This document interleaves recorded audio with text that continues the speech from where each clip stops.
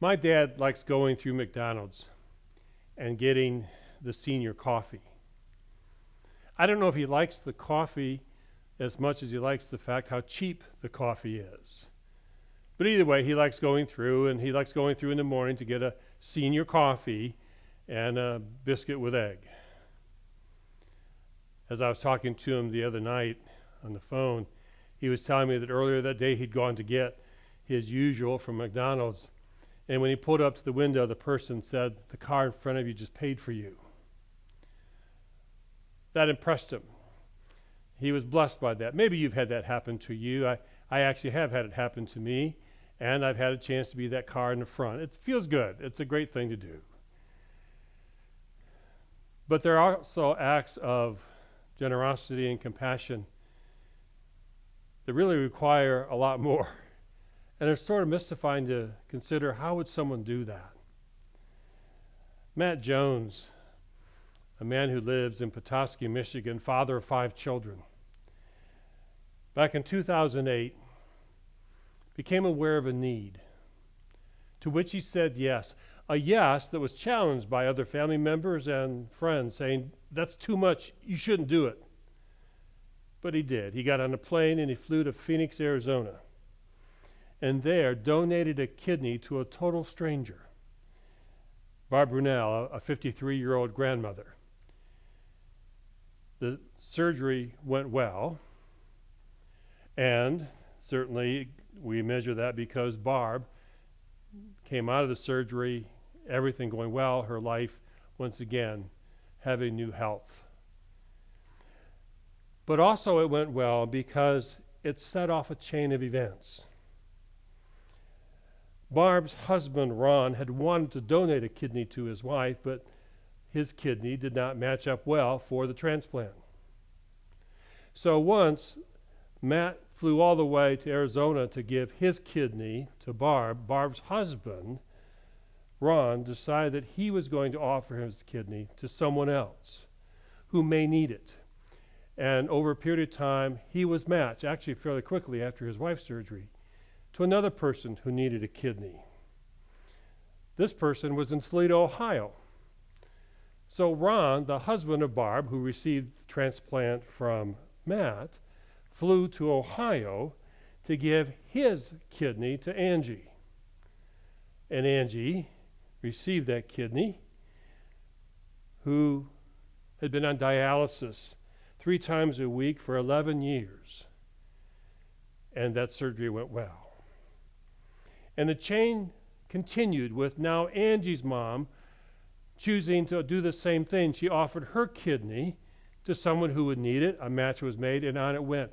That first generous act of Matt to offer his kidney to a total stranger set off a chain of donations to people who needed kidneys that, last count, at least went to 10 people, all receiving kidneys from people they had never met before, but from people who were motivated out of the generosity of the person who had blessed their family member. Now, you want to talk about changing lives. You want to talk about being motivated to be able to offer something. That story astounds me, and it's a real story. It's actually something we can celebrate as a part of how we're able to help people in this world today.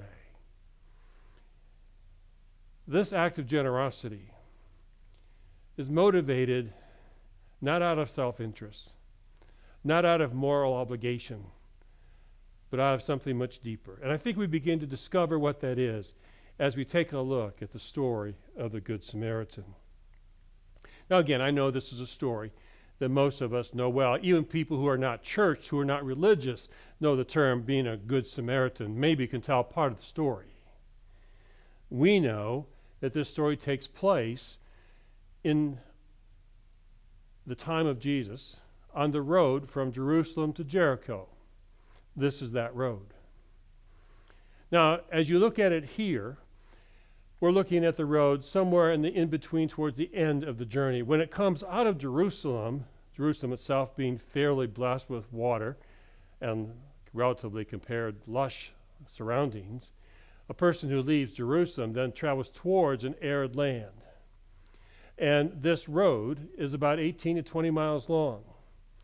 So in the story, we have the context that it occurs on a road 18 to 20 miles long. It occurs in a desolate area, in an arid desert area, a place that would have been very difficult to travel, and a place in the time of Jesus that was rife with violence, robbery. It was a place where people tried to travel together in caravans, but once in a while, as in the story that Jesus tells here, this man went alone. Now, we know that what happens in this story is the arrival of different characters to this man who was so put upon. First, of course, were the robbers who came upon him, who beat him up, who stole from him, and left him to die. And then we have, in order, the priest and the Levite, both, as you know, pass by the other side. They don't want to have anything to do with it for all the reasons we could begin to try to guess. But they were afraid that maybe the robbers were still around. They didn't want to get involved. They knew that by touching this man, they would be made ceremonially unclean according to Jewish law because you can't touch the blood of someone else. Whatever the reasons were, they found it easy to keep moving by. And then the Samaritan. The Samaritan person comes along. And here's in the reading of the story that I began to be taught by the power of the Spirit a new lesson. Now, the Samaritan comes to Jesus, and it says in the scripture that he was moved with pity. Some places it says moved with compassion. And that's the learning. I'd heard that before. I knew all about that, but I went a little deeper. The actual word in Greek, here it is on the screen in front of you. It's pronounced splagnizomai, splagnizomai. Say it with me, splagnizomai. Splagnizomai is a Greek verb. It means moved in the depth of your bowels. It means a gut feeling, a drive from deep within to take action, to do something. The Samaritan was not just mildly moved by compassion. He saw a need and was so moved that deep within his gut, he was compelled to take action. And here's the thing I also did for the first time. I realized how much action he took. Consider, one, he stopped, right? That's something that the priest and Levite didn't do. He stopped. Then, moved by compassion, splagnizomai, from that deep feeling within his gut he had to do something, he not only stopped, he went to the man. And after going to the man, he bandaged his wounds. He then put him on an animal. He could have left him there, but he put him on his animal. We aren't told what it was. You can think donkey, whatever you want to think it is. He puts the man on his own animal, his beast of burden. He gave up his ride, if you will, for this man.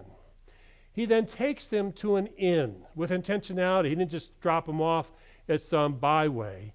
He takes him to an inn. He takes care of him, which implies that once he got to the inn, he made sure the man had water and food and medicine and, of course, shelter. He then paid for his care. He didn't rely on someone else to pick up the tab. He didn't rely on this man to pay for his own well-being.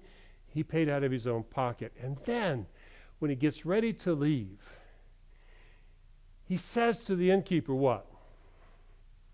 Of course, when I come back by, I'm going to check in. I'm going to make sure he's okay. I'm going to make sure you took care of him. And any costs you incur in the caring for this man, I'll pay you back. This Samaritan was not motivated to do one thing. He was motivated to do all of these things because of splagnizomai, a feeling in his gut, a compelling from deep within. There was nothing that could have compelled him as a rule or an order or a moral direction other than that which came from deep within who he was. What motivated the Good Samaritan is something deep within. It is to act without limits. It is to be motivated to do whatever is necessary for the welfare of others. It is to experience and practice radical, life-changing generosity. And in this moment, how many lives were changed? Well, of course, the man who was beaten up and left for dead by robbers, his life was changed. I'm going to tell you, as a matter of fact, I know that the Samaritan's life was changed. If not radically changed, at least deepened in this behavior that confirmed that living with life-changing generosity was in fact the right thing to do.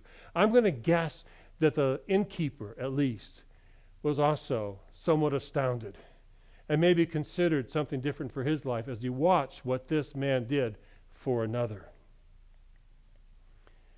All of this occurs because of sphagnitzomai, a willingness to be motivated out of that which we feel deep within.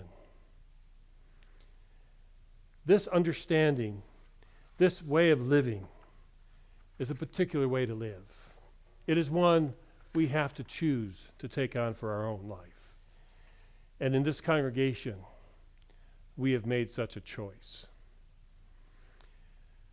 Back in 2014, we were talking about ministry expansion, and we were talking about it in the context of how could we reach more people for the sake of Christ. We were talking about that in terms of the kinds of programs that we offered, the kinds of connections we made to the community.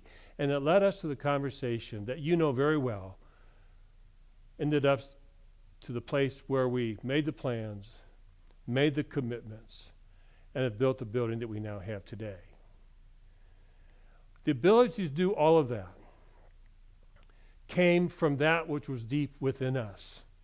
We felt convicted to do it, not because it was the right thing to do. In fact, there were those who suggested there aren't any other churches going to the level you're going. How dare you go that far? Because it's within our deepest sense of feeling of what's right. It's our compassion and our commitment to serve Christ. We've got to do this, and we did, and people responded, and we built this building that we currently have today. Just this past week, I spent time writing thank yous to those who are continuing their contributions to the building fund to make sure that we're able to take care of the remaining debt. So we'll be debt-free not too far into the future and continue to expand ministry. We are also continuing to recognize that this building, right before we went into COVID, was already becoming a community center where people knew they could come and find care and compassion, to discover that there was a heart of a church that wanted the best for them, because deep within our hearts we knew that's what was right. Now, we come to this moment, and I'm sure some people have thought, I know some people have thought, why did we spend all that money? Why did we put all that effort into making that building? It's sitting there pretty empty right now. Well, yes. Although I will admit it's starting to have a little bit more stirring within, and plans are underway for us to continue to try to find ways to open it up further.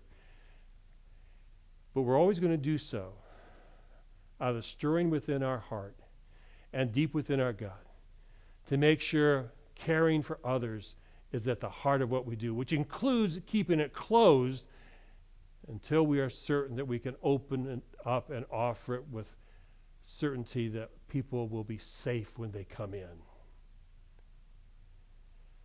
And here's the other thing. Yes, it's been shut down for a while. And yes, we're all trying to figure out what the future holds, but we know this. This building, in the heart of this congregation, is ready when the moment comes, when we open up, to immediately launch ourselves into once again being a place that people can come to, and that goes out into the community, offering to be in service, to care for others, to offer programs that change people's lives, to help them live holy, connected lives. That's who we are, because it's within our gut. It's who we are. And while we go through this time of challenge, that feeling doesn't change. We don't have to give up on that vision or that understanding, because right now that remains true. The external cannot take that away. Now, back when we began to talk about all of this, we talked about it in ways of thinking of our heritage. John Wesley was motivated as one who had great thoughts, but didn't have faith in his heart. Finally got to a place after time of self-examination and conversation with others and openness to God, where on a particular night he felt his heart strangely warmed. And in that moment, his mind of faith and his heart of faith became connected, sphagnitzomai, and he had to act. He had to do something for Christ, and he did, which led to the creation of the Methodist movement. That's who our forefather was. It's the heritage that we have received, and it's a heritage of this congregation going back to its very beginning. So now we claim as a core value life-changing generosity. Not because it's new, but because it's become clear to us in a new way. We have to live this out because it's what God has compelled us to do, and we want to offer it to the world like the Good Samaritan. Remember that the story of the Good Samaritan came out of a question, right? Jesus was asked by a lawyer, what do you have to do to inherit eternal life? What's the limit? What do you have to be able to get to? What's the minimum requirement? And Jesus tells the story of the Good Samaritan to suggest it's the wrong question. For us, it is not about what is it that we have to do, it's what we're called to do. It's what our faith deep from within us compels us to offer to the world. And it's happening right now. Now I know we've celebrated the food pantry ministry a lot over these last few months because it's been vital. But this past week I was outside in my yard and I looked across to the church, and once again I saw a car pull up to the church when no one else was around. It was later in the evening, and I saw this car, one that I'd seen before, come up to the church and walk up to the free food pantry. And I saw the individual look around to see if anybody was seeing them, and they didn't see me, and they went up and they got food. And they took it and put it in their car. And watching that, I thought of so many things at the same time. The blessing of what it is to know that you can go someplace without judgment or reservation, and if you need food, go here. You can get it. And the other thing that went through my mind was to celebrate the fact that once again, that was made possible because of the heart of this congregation, because you've raised up youth and adults to think that's the way you ought to live. So Sam, Brendan, who was not even barely into high school at the time, was motivated out of the core value of life-giving generosity to say, can we do something to feed people where they don't have to come in the building at certain times? It's just available for them all the time. And she did it as a Girl Scout project. But she did it because you gave her that heart. And because she, who has a great mind, Sam's a very bright young woman, but she has a great, faithful heart, came together and motivated it. So yeah, I'm celebrating that again, because it needs to be celebrated on a regular basis. Not just her action, but how her action reflects the tradition of this congregation. We've been raising up children and youth to live and believe this is the way you're called to live for much longer than I've been around. It's who you've always been, and we proclaim it today as who we will always be. Sunday night, I went over to Cook's Dairy with the high school and middle school youth groups. Now, I was with them on opening night as they started the fall season, and they are meeting. They meet on Sunday nights. We've been doing it outside in a wide variety of ways, and it's been a lot of fun, a lot of energy. And I went with them to Cook's Dairy because why wouldn't I choose that one to be the one I go to, right? His ice cream was great, but what was also great was to watch all of the kids and to spend some time with them and some devotional thought. But what I was really blessed by was to watch the adult leaders who are giving up of their time to volunteer to support this ministry. Now we know that Jeremy Dean and Michelle Rousseau are the ones who are giving leadership and doing a great job, but they couldn't do it, and they'll be the first ones to tell you, if they didn't have these adult leaders. And these adult leaders are amazing. I'm going to name them right now, and I'm going to look at my list because I don't want to forget anybody. You've got in the middle school group Don Wood, Sam Rennick, Kristen Miller, Ryan Guzel, Nate and Kelly Carter. And then for the senior high group, you got Sarah Dio, Tom and Sherry Snudden, Tommy Bullen, Brian Posby, and Jimmy Todd. These adults come together on Sunday nights to join in the programming and to be a part of the programming, to build relationships with these kids. And I kept thinking, where else could you be on a Sunday night? Well, you could be home. You could be winding down from a long weekend, getting ready for a long week. You could stay home and watch the end of the NFL football games. All kinds of things you could be, but they choose to go and be with these youth because they know how much it matters. And I'm especially inspired when I take a look at the senior high youth group leaders, and you've got kids there that you raised into these wonderful young adults who are choosing to come back because it meant so much in their life. So Tommy Bullen and Sarah Dio and Jimmy Todd, I give you a special shout out because you choose to live life-changing generosity by making yourself available to the next generation. We get to choose how we live. We can choose to stay frustrated. In fact, I've been talking with people, and can I be honest with you? I have felt my own self a little bit of the frustration of how long this has gone on and how long it might go on. Have you? I've even heard people say, I'm really done with this. I'm done with having to put up with what I have to put up with. Aren't we all? But we get to choose whether or not we will give over to the frustration and despair, whether we'll pull ourselves within, or whether we will be those who live with the generosity that comes from guts that are compelled out of faith and love of Christ. We could choose to be the priest and the Levite, just to sort of shut down and let it all pass by, or we can choose to be the Good Samaritan. We can choose to be the ones who right now, in the midst of this still shut down world, find a deeper path and a deeper connection to Christ that then compels us to find ways to serve and care for others through the church and in our personal lives, in the neighborhood, in the broader community. We do this because a core value of this church is life-changing generosity. It's who we are. And not even this world right now can stop us. Fyodor Dostoevsky, sort of an odd reference. I've never used him in a sermon before, but there's a point of his life I want to reference. He was a great Russian writer, Crime and Punishment, so on. But at one point he got sent off to Siberia, to prison. He was there for 4 years.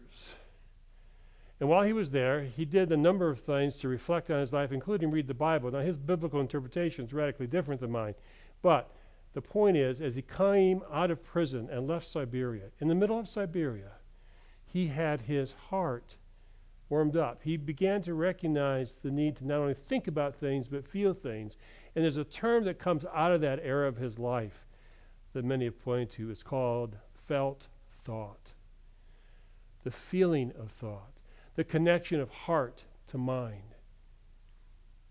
Well, for us as Christians, for us as Methodists, for us as Clarkson United Methodist Church, felt thought, the ability to feel deeply in our gut the love of Christ and care for others radically, and to use the best of our mind and the best of the minds around us who can counsel us and guide us in healthy, holy living. All that comes together and compels us to live in a particular way. Today, I'm going to invite you to celebrate that we get to be part of a church community that knows that life-changing generosity is how we're called to live. It's where we find our greatest joy. It's where we change the world, and it's possible for us right here and now. But I also want you to celebrate it in your own life today. What do you need to do to find that life-changing generosity exploding as you live your life tomorrow? You're not going to find it because I compel you to do it, because I tell you you have to. You and I are both going to find it when we go into ourself, into our hearts, and open it up to Christ. Where we begin to feel and think together and live in the world the way in which Jesus taught us. That's how we find it. That's how we live it. So I'm going to invite you to be in prayer today and in the days to come, that your heart will feel like Wesley's strangely warmed, that you'll feel deep within your gut, not pain, not ache, but hope and a compelling drive to do something for the sake of Christ and to care for others. That's what we get to do. That's who we are. When the lawyer asked Jesus, "What must I do?" I hear in that, how long is this going to go on? I'm really tired of all this. And the answer that he got wasn't what he expected. He didn't get platitudes. He didn't get the base minimum of what you have to get away with. He was told a story of the Good Samaritan that said, your question's wrong. Here's the real question. As the way in which Martin Luther King Jr. said it, it's not what must I do, it's what happens if I do nothing. What happens if I don't put myself out there for others? What happens to the other? And how will my own life be diminished? No, the right question is this.